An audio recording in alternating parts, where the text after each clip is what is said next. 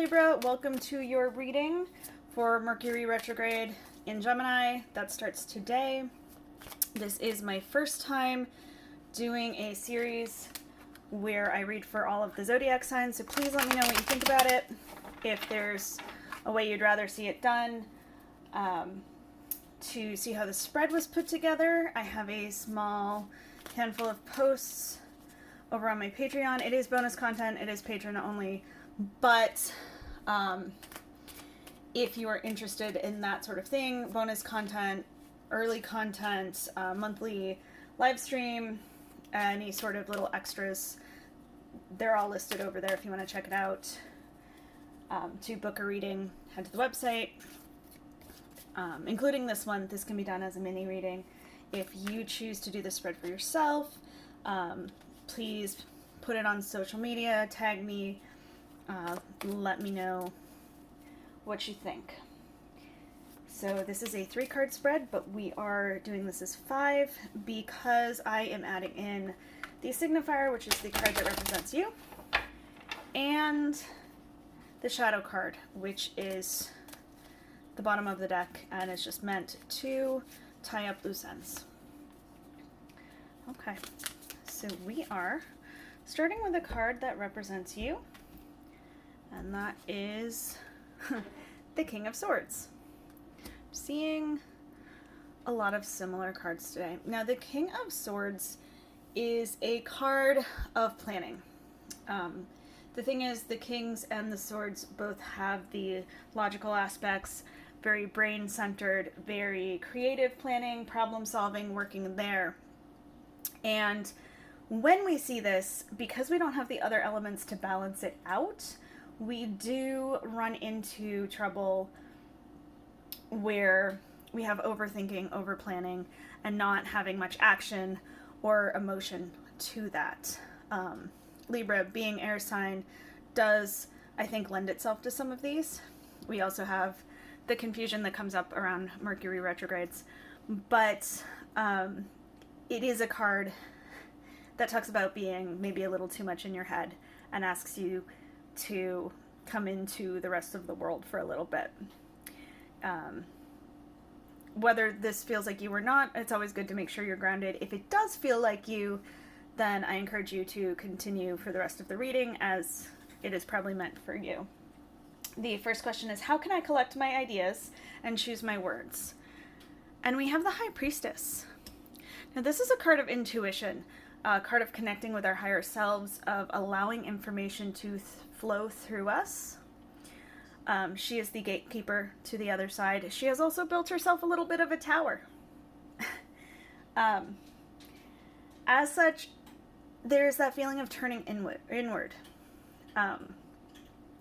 Allowing your ideas and thoughts to come from a very calm place, not from being in our head and overthinking, but allowing your intuition and all of the aspects of yourself to have some input. Also get the feeling of like channeling, which I try to avoid talking about too much because it gets sensationalized very easily, and I am really thinking more of just letting those thoughts come through you, letting things come, sure, from the other side. Like, absolutely talking about going beyond the veil, just not in the dramatic way where somebody inhabits your body. This is more just about allowing yourself to be that vessel for that space. The next question is, how can I be sure that I'm being heard correctly? And we have the Ace of Pentacles. So this is a card of great potential, of having opportunities, new resources. This can often be about little blessings, financial, material, coming through. But in terms of being heard correctly, it essentially says you need to put the resources out there. It doesn't have to be money. You don't have to pay people to listen to you. Maybe sometimes it's about boosting. If you're trying to get your message out over social media, it may be that. But it's more about putting in the time and energy to show people that you are not talking to hear yourself talk, and you are not talking to them to have someone to talk to. You're talking to them because you want them to hear your message. So it's that kind of giving a little so they know that you're sincere. Sorry for the kitty wrestling. Our third question is, how can I be more flexible? And we have the Six of Cups. So if you were to look it up, the Six of Cups would be spoken to about as nostalgia, pleasant memories.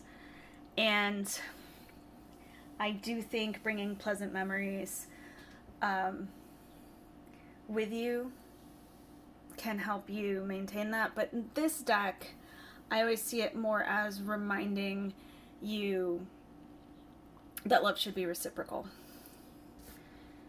He's got his mirror up to her, and he's like, look how beautiful you are, look how much I love you.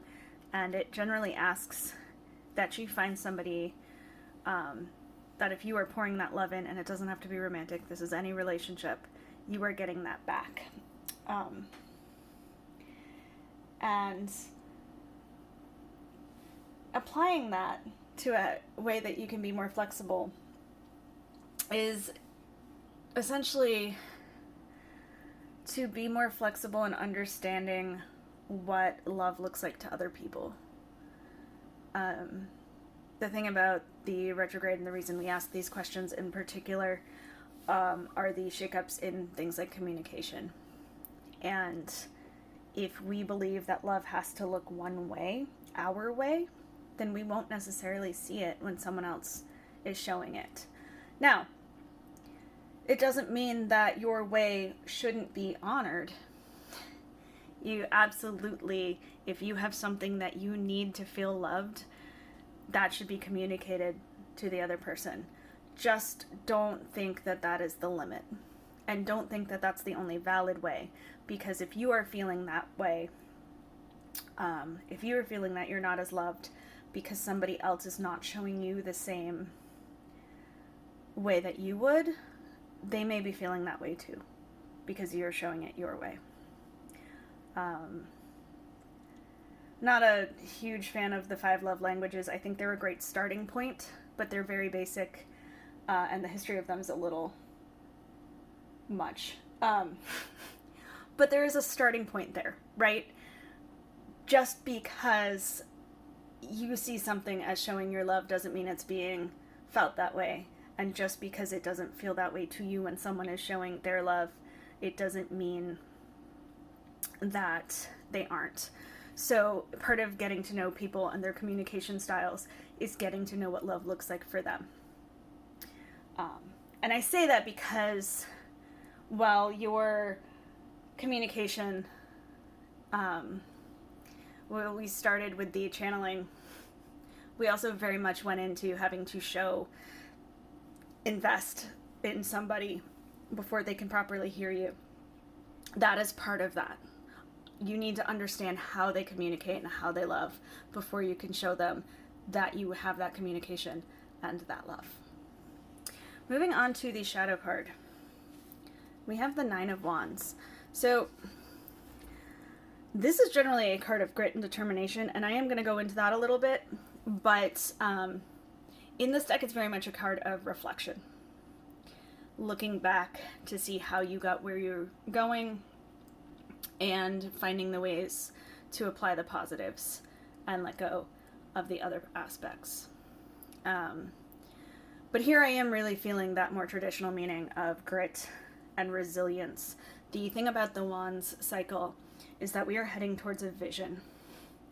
And being that the Wands are the fire element, we are generally heading at it at full speed without anything to damper it, which sounds great, except that means not trying to go around obstacles, but rather through them. And so by the time we hit the 9, we have twisted our ankles and are dragging ourselves towards the finish line. The thing is, at the end of that finish line, when we get where we're going, it is where we need to be. It was where we want to be, and we are so happy to be here. So there's going to be a lot of bumpy times when you are learning someone else. when you were learning their style of communication and you were learning their style of love, and you were both getting comfortable with speaking the other person's language and with interacting the way that they understand. But ultimately it will be worth it, and you'll be able to have more of a shared vision.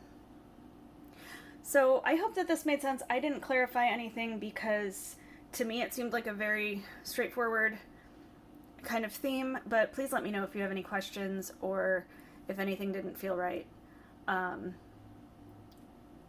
I hope you have a wonderful week. I hope you don't let yourself get too up in your head with the Mercury in retrograde. Thank you.